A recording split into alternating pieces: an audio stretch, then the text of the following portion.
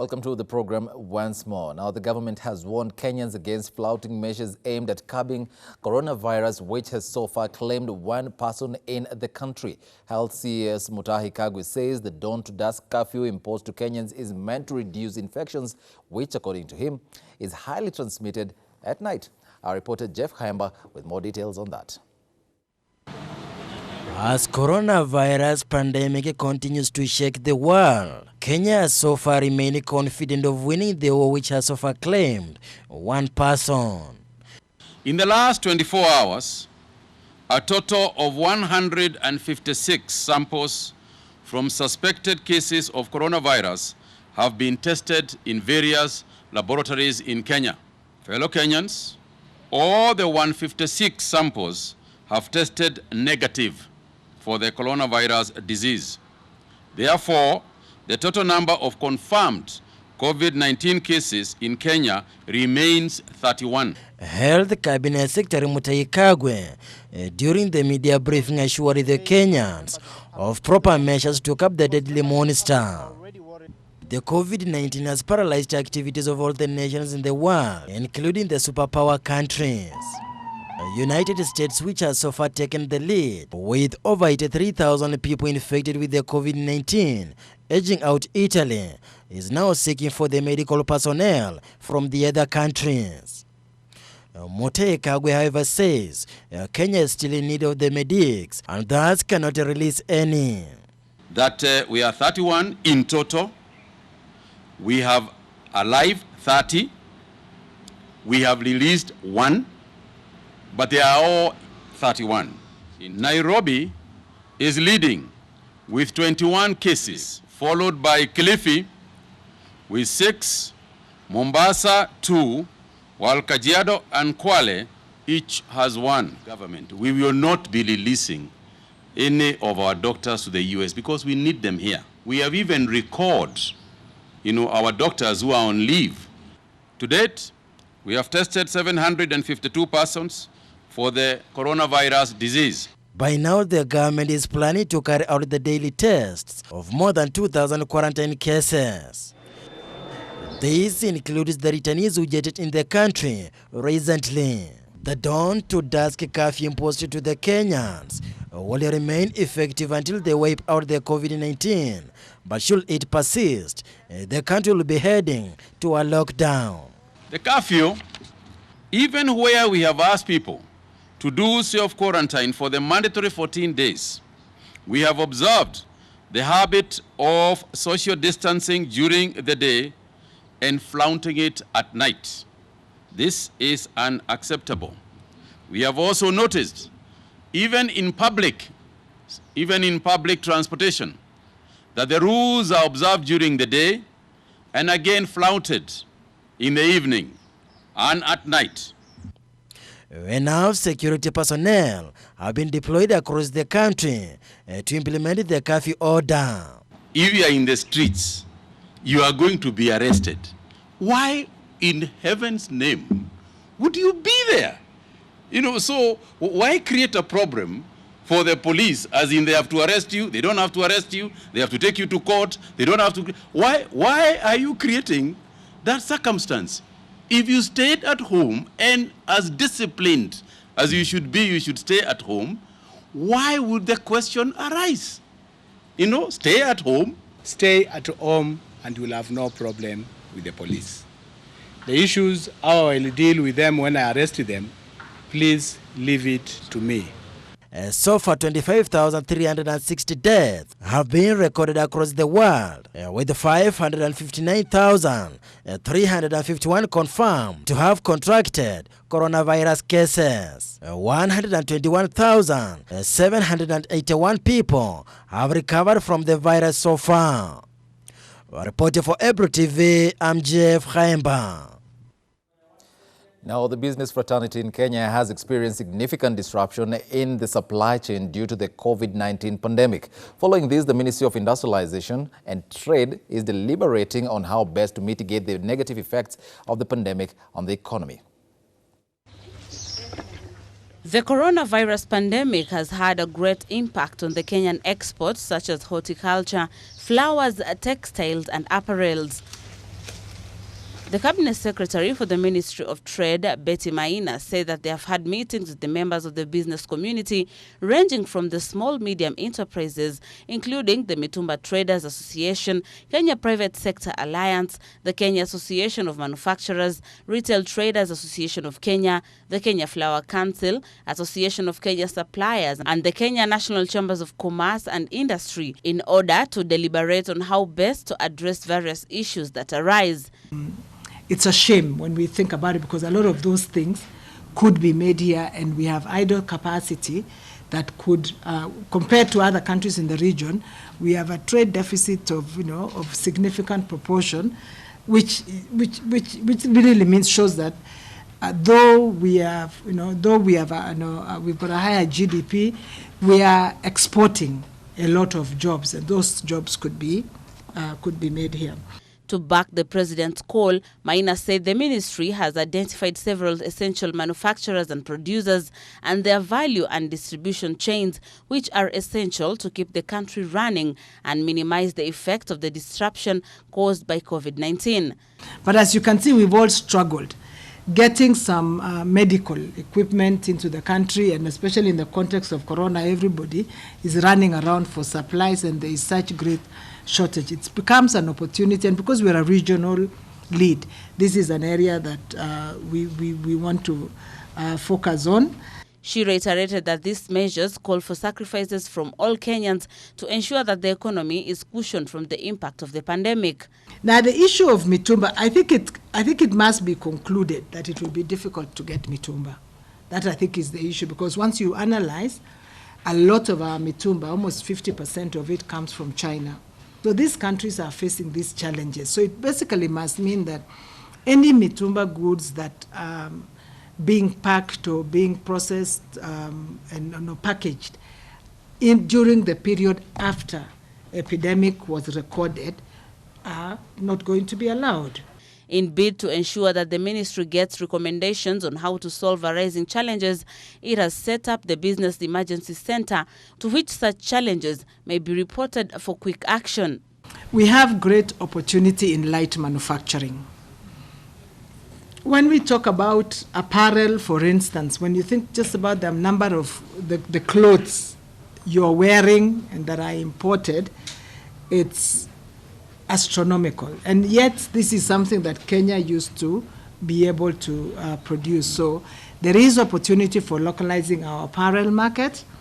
As the 7 p.m., 5 a.m. curfew takes effect today, the Ministry of Trade and Industrialization has urged businessmen and traders to adhere to the rules outlined by the government in the wake of the coronavirus pandemic. She urged businesses to reorganize their shifts to comply with curfew hours in line with the government directive. Also, essential services have been called upon to remain open to ensure that Kenyans are not denied basic needs. Busara Naman for Ebru TV. Well, thank you very much for that, Busara. Workers classified as essential service providers have voiced their concerns over the curfew put in place by the government in regards to transport. Most essential services providers in the city are working in shifts, and there is a worry on how they will get to their homes, provided that there will be no transportation once the curfew commences, or rather, once the curfew commenced. Now, those businesses might take a hit following the spread of the coronavirus. The city has seen few Kenyans outside following the stringent measures placed by the government. Streets have been left bare, with only essential service providers allowed to go to work. Now, those termed as essential service providers have shared their concerns over the curfew placed in by the government in terms of transportation, with supermarkets now saying they will be closing by 6 p.m. Tumepanga shift za wafanyakazi ambapo tumezipanga kwamba wale watafanya mchana watatolewa na wale wanakuja usiku mapema vilivyo kabla ile masaa ya curfew imepeanwa. Businesses have been hard hit, with employers forced to resort to laying off workers.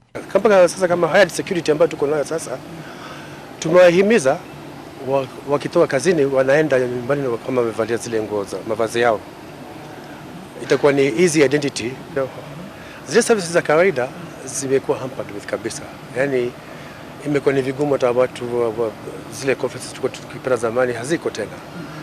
Hata sasa kama ni chakula labda mtu apige simu aje akichukua chakula yake akienda zake. Na ni hata wale watu kama wala tuwapati. Ni ngumu kabisa. Biashara imeenda chini kabisa. Humanitarian organizations have raised their concerns over the eventuality that the virus might spread to areas like Kawangware, Mathare, Korogosho and Dandora, and they urge the government to ensure that the measures put in place are enforced. We are being told to self-isolate, to stay at home, and yet you're in a home with 9 people, with whatever. So it's not really self-isolation, is it? I mean, those are really, really big issues. The last thing we want is for this disease to get into the informal settlements. It will truly be a disaster. And so it is a simple way to keep the disease away by washing your hands. Just stay indoors. I know there's the hand-to-mouth issue. The fact that people do not have, if you don't work, hakuna chakula that day. So we're trying to help all those people who are marginalized, who have really no knowledge of what's going to happen tomorrow in their own household, from the perspective of putting food on the table. We have earmarked water stations for Korogosho, Kangemi, Kawangware, Githogoro, and all the areas that are in the environments of Nairobi. The government has maintained that if push comes to shove, they will announce drastic measures in effort to combat the deadly COVID-19 that has killed thousands worldwide. Now, if you're found walking around at 7 p.m. tonight, from 7 p.m. tonight rather, you not only risk 3 months imprisonment, but might have to part with 10,000 Kenyan shillings as well. This follows President Uhuru Kenyatta's directive that a nationwide curfew, which has taken effect since 7 p.m. The curfew was imposed by the National Security Council and gazetted by the Interior CS, that is Dr. Fred Matiang'i, as a measure to contain the coronavirus disease. The dusk to dawn curfew declared by the president in his national address on Wednesday was informed by Kenyans defying orders to stay home and avoid unnecessary movements. Effective Friday, 27th March 2020, there will be a daily curfew from 7 p.m. to 5 a.m. in the morning.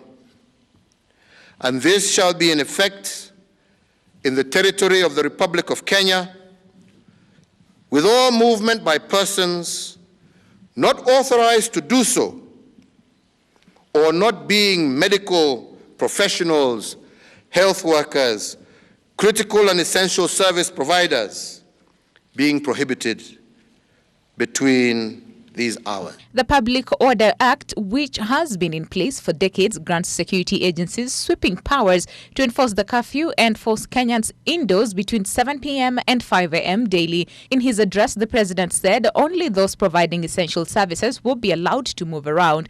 The Health CS, Mutahi Kagwe, on his part, says this should be adhered to. If you know that at 7 o'clock, if you are in the streets, you are going to be arrested, why in heaven's name would you be there?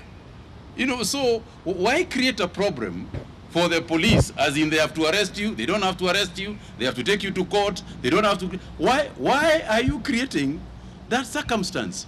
If you stayed at home and as disciplined as you should be, you should stay at home, why would the question arise? The Inspector General of Police, Hilary Mutyambai, this evening reiterated that the curfew does not apply to the 20 essential services providers, including those transporting the providers. Any movement which is not exempted in the list of the essential services will be detained, and the same will be arraigned in court. Essential services, motor vehicles, will be subjected to inspection and thorough scrutiny to confirm they are in line with the essential services they are providing. Those found roaming around with crude weapons such as rungus, pangas or any other weapon will not only be arrested for contravening the order but also charged with possessing offensive weapons. While security officers are barred under the Act from using excessive force to enforce the curfew during the declared hours, the same law gives them sweeping powers to use reasonable force. The law says such reasonable force would include subduing offenders and arresting them for arraignment, but where there are extreme cases of resistance, they would use firearms to enforce law and order. The initial Public Act order was enacted by the British colonial authorities in 1950 and revised in 2009. However, radical amendments by the National Assembly in 2014 saw MPs enhance the punishment to 10,000 shillings fine, a 3-month jail term, or both. According to the current law that governs curfews in the country, no Kenyan will be allowed outside their usual residences between the 10-hour period, with security officers granted powers to arrest those found roaming. Winnie Lubembe for Ebru TV.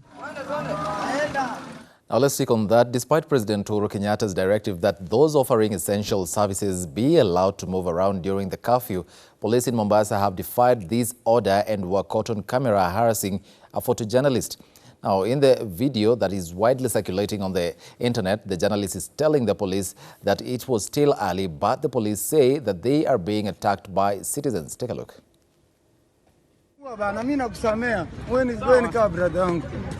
Lakini hajafika 6. Sasa nyinyi mkituonyesha au wanatupiga mawe alafu 6 ifike wewe. Wewe mawe ukipigwa utafika. Wewe nichape tu. Toka hapa. Wewe endelea tu kunichapa, haina shida. Nichape tu. Toka hapa, enda huko. Endelea wewe.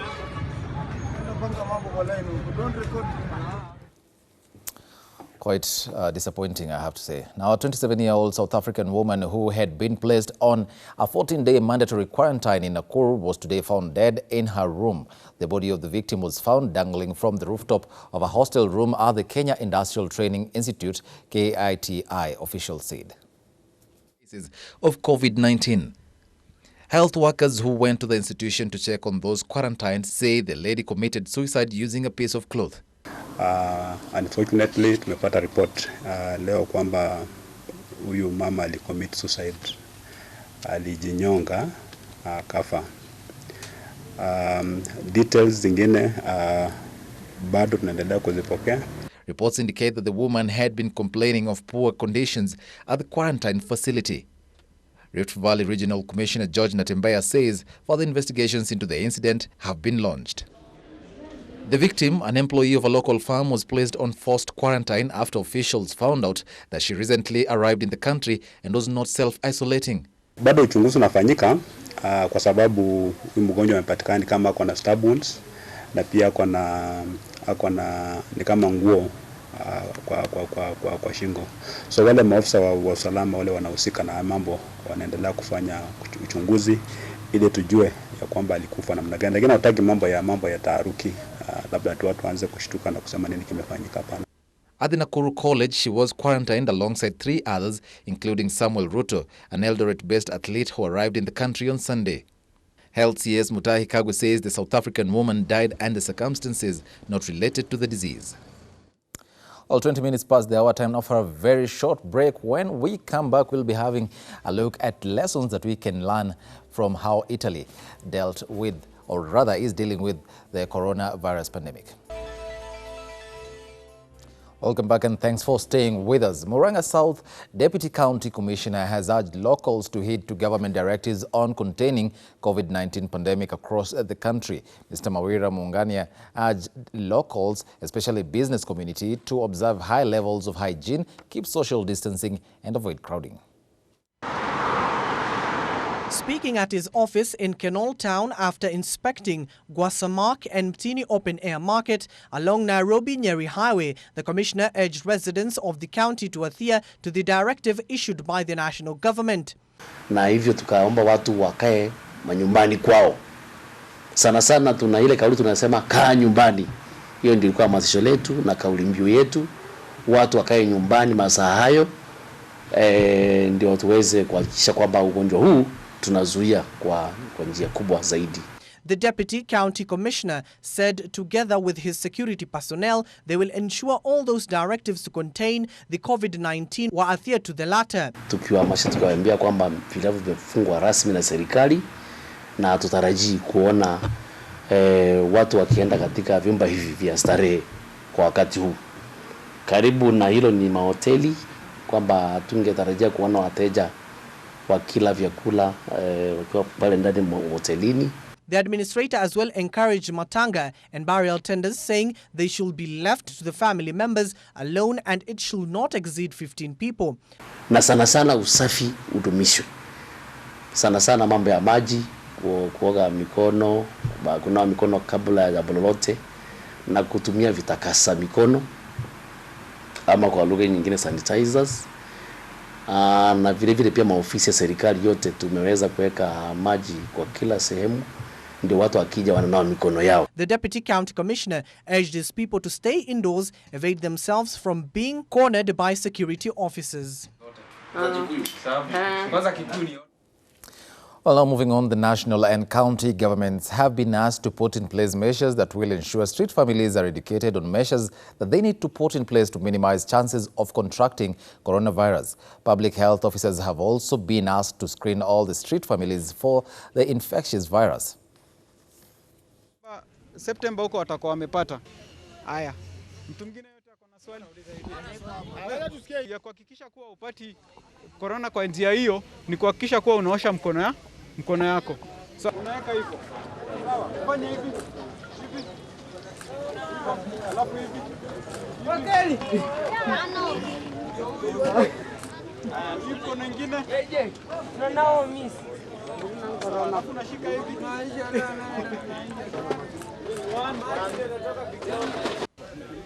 Sisi ma street hatuna nyumba, hatuna nini, tunalala pale pamoja. Hii ugonjwa inaweza mtu mmoja wetu anaweza shikwa nayo ikuwe ni. Sasa tungependa kuomba government watusaidie. Sikuwa muamini corona imefika Kenya, lakini sasa ndio muamini corona imefika Kenya.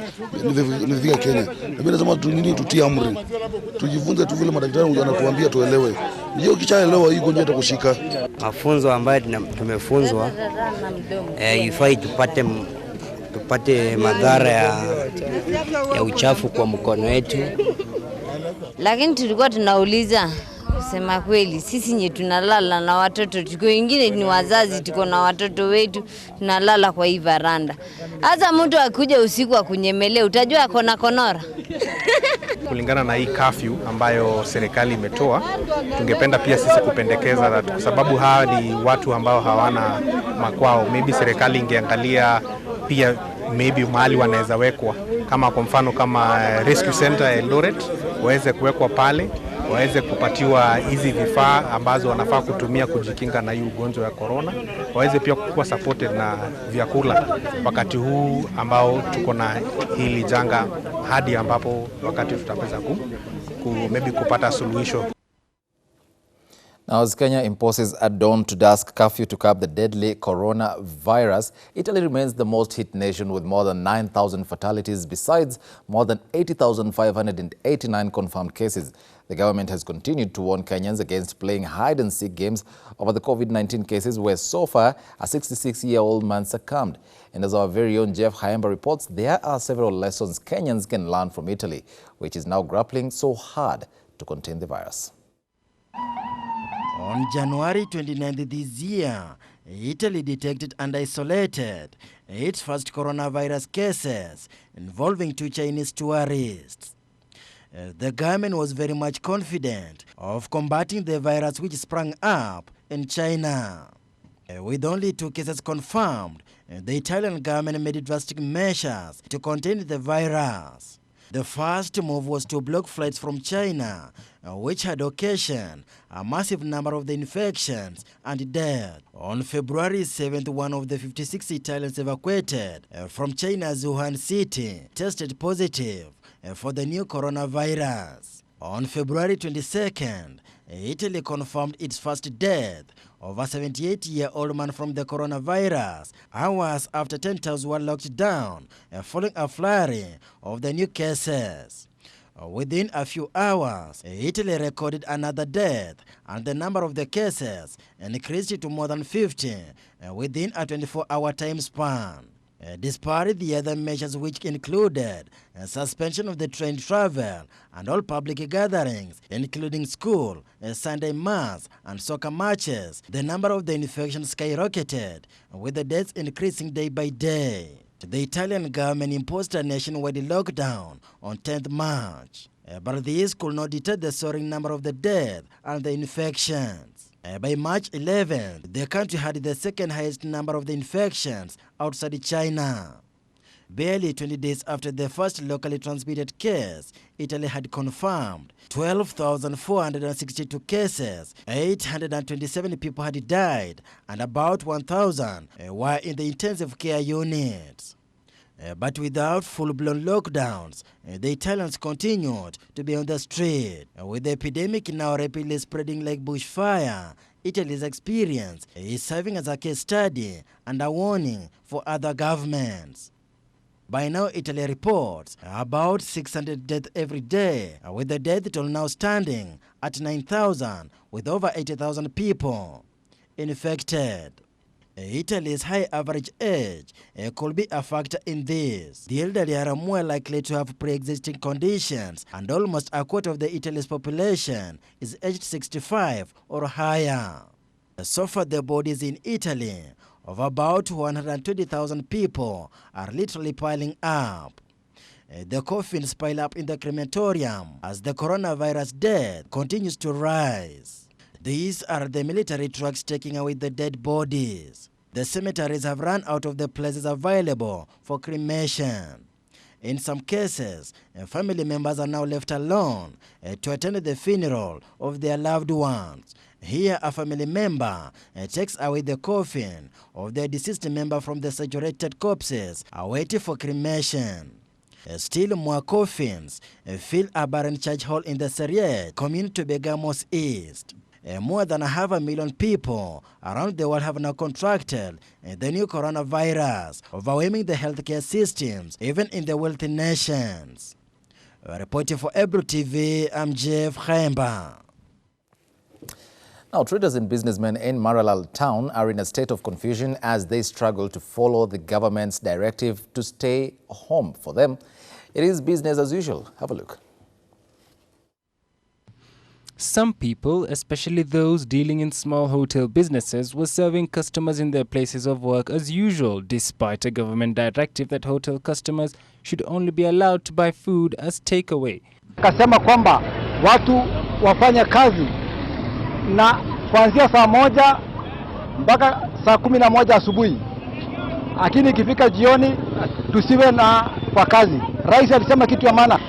Mimi kitu nataka kuambia serikali ni kwamba waache kuambia watu wafunge kazi, lakini mikono tunaosha na tunanawa kama kawaida. Vile serikali ilitoa sheria, hiyo sisi tunafuata. Ugonjwa hakuna mwenye aogopi ugonjwa.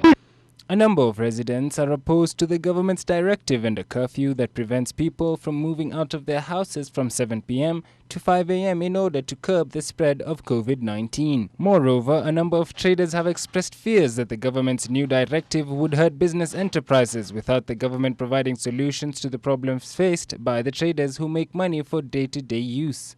Ndio nyumbani tuletewe chakula kwa nyumba. Sio kuambiwa tuende ukae nyumbani ukose. Tabeba. Tunategemea malori ambazo zinaingia town.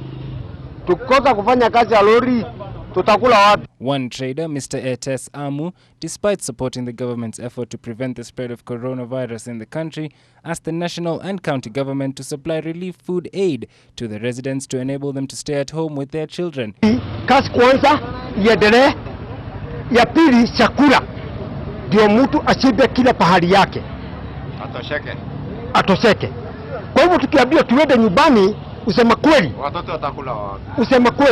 Usema kweli. Ni vita itatokea mahali yale, na hii vita sio ya Mkikuyu, sio ya Mturukana, sio ya Msaburu.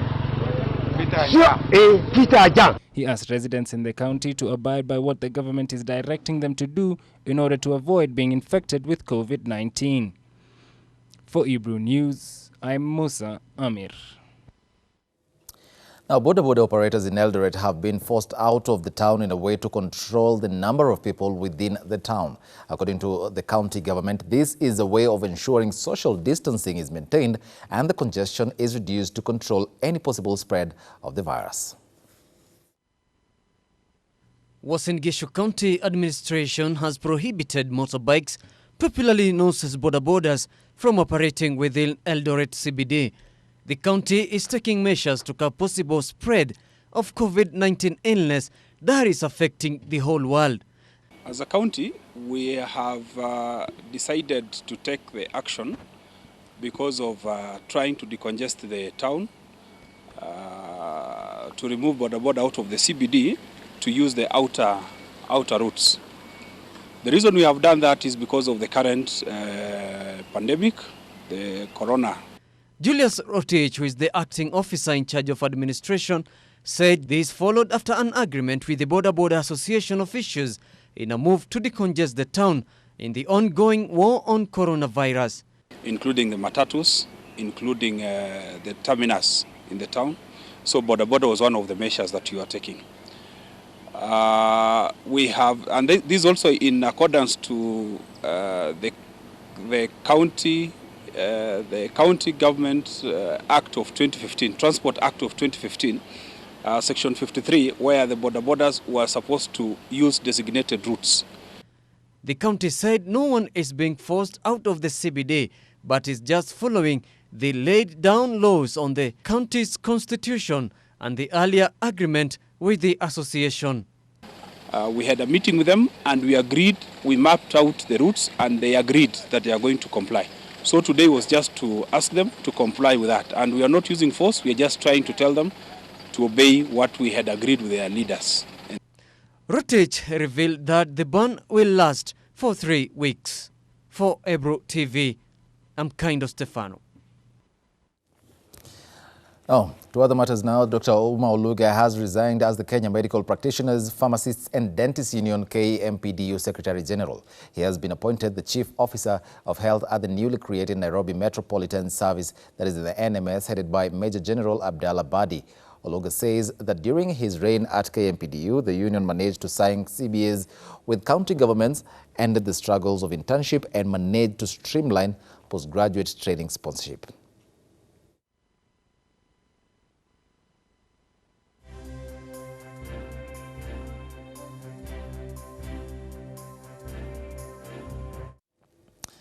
The Kenya Ports Authority Chief Executive Daniel Manduku has also resigned. The resignation is effective June 1st this year. Manduku will be proceeding to terminal leave until then. It is unclear whether the resignation is linked to the KPA chief's trips to the corridors of justice. Earlier this month, he was arrested and questioned at the Directorate of Criminal Investigations headquarters on Kiambu Road over graft allegations. The cost of second-hand cars is likely to shoot up to 400,000 shillings per unit on reduced supply as fewer ships dock at the Mombasa port and the shilling weakens against the dollar as a result of the coronavirus and global market shocks. The combination of the weakening shilling against the dollar and reduced supply of imported cars is expected to increase used car prices by at least 7% from next month, dealers have warned. This has been worsened by the weakening of the shilling in recent days to levels last seen 4.5 years ago, raising the costs of imports like cars and machinery. The shilling was on Thursday trading at 105 shillings and 80 cents against the dollar compared to an average of 101 shilling and 37 cents in February, its lowest level in nearly 4.5 years, mainly due to concerns about the potential drop of hard currency inflows caused by the coronavirus outbreak. Businesses which rely on export markets and tourism have already started feeling the heat of the pandemic, with reduction in international and cargo flights further deepening the worries in the market about the supply of foreign exchange. Should vehicle prices go up, this will mark the second time that this will be happening over the last 4 months. In November, car prices had jumped following the introduction of new taxes for motor vehicles with engine capacities exceeding 1.5 litres. Excise duty, one of the biggest taxes levied on motor vehicle imports, increased up to 35% effective November 7th after President Kenyatta signed the finance bill into law.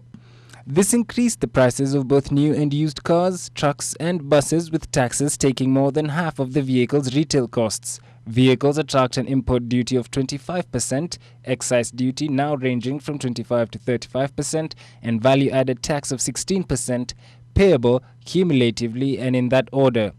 For Ebro News, I'm Musa Amir. Well, time now for another very short break. Stay here for a very special piece about a man who is doing his part to help medical workers caring for patients with COVID-19 that is in the US. Keep it here. Welcome back and thanks for staying with us. Now, Virginia Munene is doing his part to help medical workers caring for people with COVID-19. Jeremy Felco is using his 3D printer to create plastic mask shields for doctors, nurses and other first responders. Due to a shortage, some medical workers are being asked to reuse their N95 medical face masks, which are usually discarded after one use. I'll show you right here. Here's what it looks like. A little hot. And I just gently slide this off, and it's done. My name's Jeremy Felco. I'm here in Vienna, Virginia, and this all started not even a week ago in some conversations with a friend of ours that's a doctor and another one that's a nurse in a local ER. And they were mentioning that they were having to wear the N95 mask for days, and they're being told to be prepared to wear them for 5 days. And these are masks that are meant to be on, treat a patient, dispose, and grab another. And everybody's heard about the huge shortages. So I wanted to help them have a higher probability of not having their mask get soiled. And that's where we're going. Take your N95, put it inside. You've got a shield. This little guy right here was one of our first ones. We came up with, this is the more modern one right now. And the feedback from that we're taking in from nurses, doctors throughout the community, and we're making little changes to make them fit better, to make them more comfortable. As of this morning, we had 114 builders or makers sign up to be Print to Shield. So there's a lot out there. As we bring them together, we would love to have a site where people can say, I am a maker in Miami. Oh, I see this hospital needs 3. Have their email addresses, they do a quick comms, and then they do an exchange. That's the fastest and that's the truest form. Using the post office or FedEx or UPS is great, but it's a delay. So I think there are 2 principles that are important to you when you're doing this. One is do no harm. The other one is you insist that this should be free. Why is that? Well, it stems from something very personal. My daughter's type 1 diabetic, and insulin was essentially given away, I think, given to the government with almost patent-free, if I recall, and now it's quite expensive. For this, even charging shipping to the people that are running to the sound of the guns, it doesn't work for me. I think about, I never served in combat, but I think about the people that have, and the thought of them having to pay for a ceramic plate for their protective equipment is unacceptable. That's how I look at this. If we're asking our military to go to combat, then they shouldn't have to pay for their gear. Our doctors and our nurses, our EMTs, first responders, and all the people that support them are running to the sound of the guns. They shouldn't have to pay for that. It's very personal to me that this is free and always free for a time of crisis. It's not the time to sit down and worry about making money. I'm generally not an emotional person, but when I can go onto my site or into my personal email or the team email, and within 2 minutes, I'm going to see somebody saying, thank you, what can I do? Those 2 tiny sentences generally come together over and over and over again. Having people that say, I want to buy a printer, I've never done it, how do I do this? I'm a designer, I am certified in AutoCAD, what can I do? Those are they're coming in like rain. And that is probably the single most warming thing, is reaffirming my belief, which I've struggled with in the past, that people really want to come together. There's a lot more that holds us together than pulls us apart. Hold on, printer's done. I got work to do. Amazing work he is doing. Time now for the latest in the world of sports. Now, after 2 years, 8 months and 19 days, Abdelhak Api Nouri has woken up from a coma and can now eat and sit in a wheelchair. The 22-year-old Dutch and Ajax midfielder, who was in a coma after collapsing on the pitch, is doing well on his road to recovery and even reacting to watching the sport again. Nuri sustained severe and permanent brain damage after suffering a cardiac arrhythmia attack in a pre-season friendly with German outfit Werder Bremen in July 2017. His brother Abdurrahim also revealed that Nuri is now awake and sleeps, eats, frowns and burps, but is very dependent.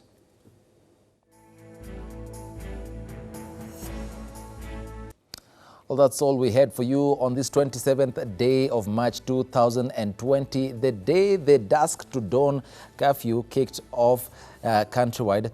We hope you stay safe at home. My name is Munene. Our sign language interpreter at the bottom end of your screen is Joyce Warimo. Keep safe.